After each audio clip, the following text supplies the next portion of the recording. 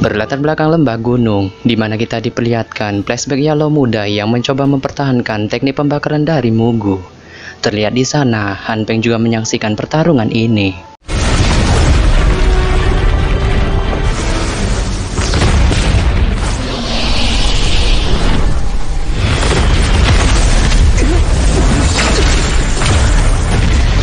Kala mekanik melawan Yalo, Mugu mencoba menyerang Han Peng yang ada di bawah. Sontak hal itu menyebabkan Yalo langsung melindunginya.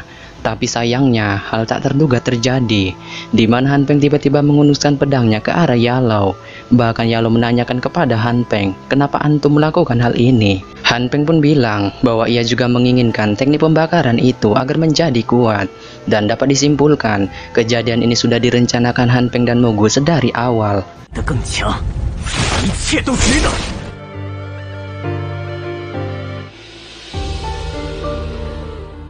Di sisi lain, Xiao Yan hendak mendatangi aula klan Xiao, dan saat sampai di sana, ia mendengar percakapan para tetua yang membahas tentang dirinya. Para tetua pun merasa bahwa Xiao Yan adalah sampah yang pantas diusir dari klan. Bahkan salah satu tetua memberi jaminan kepada Xiao Yan, jika ia tidak bisa berkultivasi selama 1 tahun ini, ia akan ditempatkan sebagai security gerbang. Sontak Xiao Yan yang mendengar ini merasa tidak senang, dan ia merasa bahwa ia tahu kepribadian anaknya yang merupakan orang yang kuat. Merasa tertekan dengan percakapan ini, Xiao Yan kemudian pergi. Ia mulai berkultivasi siang dan malam untuk menyerap doki di sekitarnya dan memadatkannya. Namun hal itu sia-sia karena ia tidak bisa lagi memadatkan doki di tubuhnya.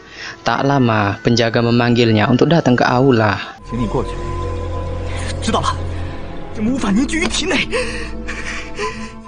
Aula pun dipenuhi dengan banyak orang, dan saat Xiao Yan sampai di sana, ia langsung menghadap Xiao Yan.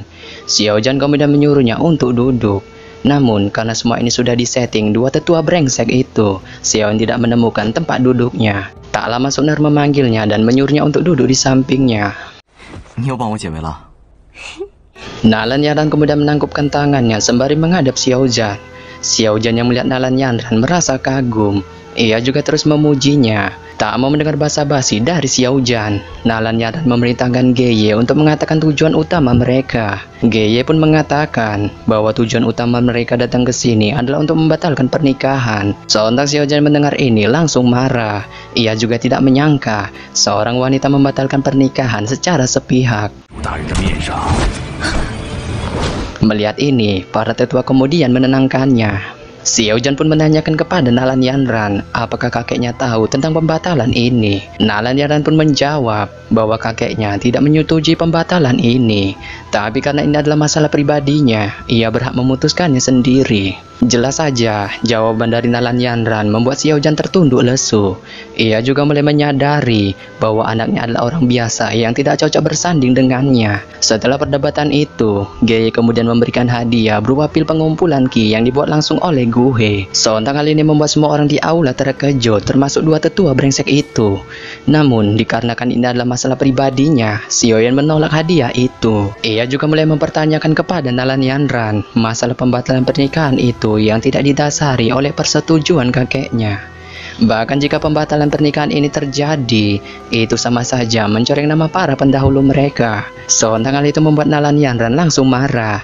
Ia juga bersedia memberi kompensasi yang lebih tinggi kepada Xiao Yan jika ia mau membatalkan pernikahan ini. Alhasil, Xiao Yan mendengar ini langsung marah dan berniat menghajarnya.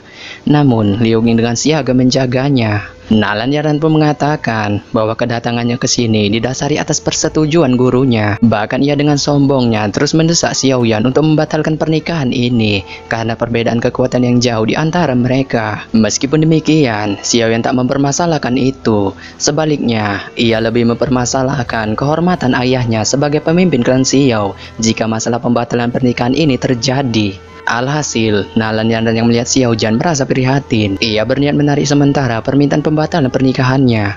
Namun demikian, ia meminta Xiao Yan membuat perjanjian 3 tahun, di mana isi perjanjian itu mengatakan bahwa jika ia berhasil mengalahkan Xiao Yan di sekte awan berkabut, ia berhak membatalkan pernikahan ini. Sontak Xiao Yan yang melihat ini langsung merasa marah dan tidak takut. Bahkan ia merasa jijik jika ia mendapatkan wanita sombong sepertinya. Xiao Yan 奉劝你几句话。30日后的岁月里，你凭什么认为我不能翻身？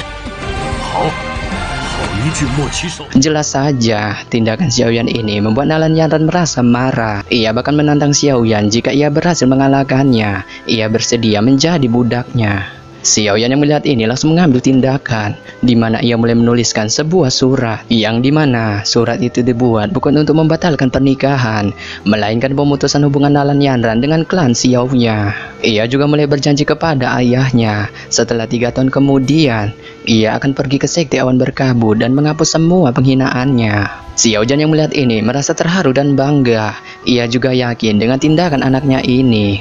4年之后，我会找你。 Sebelum pergi, Sun Er pun mengingatkan Nalan Yanran agar tidak terlalu sombong dengan tindakannya ini, karena kelak ia akan menyesali tindakannya ini. 我们赶紧走。命强横的人并不少。 Xiaoyan pun mulai menyendiri dan merasa galau. Tak lama Xiaoyan datang dan menghiburnya. Ia juga percaya dengan tindakan anaknya ini dan memberi semangat kepadanya agar menjadi kuat. Kemudian ia memberi sebuah pil kepadanya dan mengingatkannya untuk tidak terlalu memikirkan hal ini. 休息啊。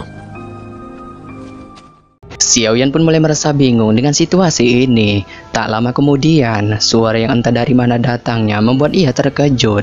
Dan setelah diselidiki, suara itu ternyata berasal dari cincin di jarinya. Suara itu pun berterima kasih kepada Xiaoyan, karena berkatnya, ia akhirnya terbangun dari tidurnya. Mengetahui hal tersebut, Xiaoyan sangat marah. Ia akhirnya tahu bahwa selama ini dokinya menghilang akibat ulah dari suara ini. Dan segera ia membuang cincin itu. 给我滚！ Namun setelah ia membuang cincin itu kembali dan menunjukkan sosok tua yang ternyata adalah Yalau. Yalau pun meminta maaf kepada Xiaoyan karena 3 tahun ini ia menyerap semua dokinya. Xiaoyan mendengar ini langsung marah. Ia juga menyuruh Yalau untuk pergi dari cincin penyimpanannya.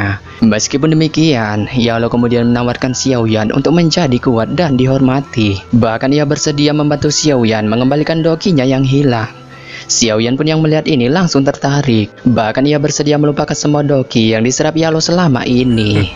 你可一点都不像是食物，想让我继续供奉你？ Yalau pun menjelaskan kepada Xiaoyan bahwa ia adalah seorang alkemis. Ia juga bersedia membantunya memulihkan semua dokinya dan mengajarinya pemurnian pil obat. Mengetahui hal tersebut, Xiaoyan pun merasa kagum. Pada akhirnya, ia memperbolehkan Yalau bersembunyi di dalam cincinnya.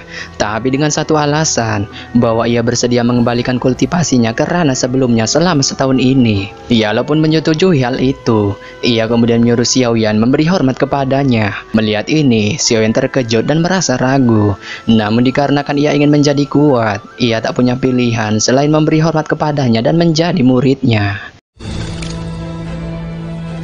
Yalau pun kemudian berjanji kepada Xiaoyan bahwa ia akan mengajarinya teknik pemurnian pil obat dan mengembalikan kultivasinya seperti sedia kala. Bahkan sebelum pergi, ia berpesan kepada Xiaoyan untuk tidak memberitahu siapapun tentang keberadaannya. 终于可以再次修炼了。 Tak lama kemudian, Sun Er tiba-tiba datang untuk melihat keadaannya. Ia juga mulai perlahan menghiburnya. Melihat ini, Xiaoyan merasa senang. Ia juga memberitahu Sun Er bahwa ia tahu alasannya tidak bisa berkultivasi. Oleh sebab itu, ia mengajak Sun Er untuk menemaninya membeli beberapa bahan obat di kota Wutan. 明天有空的话，陪我逛逛乌坦城吧。 Keesokan harinya, Xiaoyan dan Sun Er mulai membeli beberapa bahan obat yang berguna untuk meningkatkan kultivasi.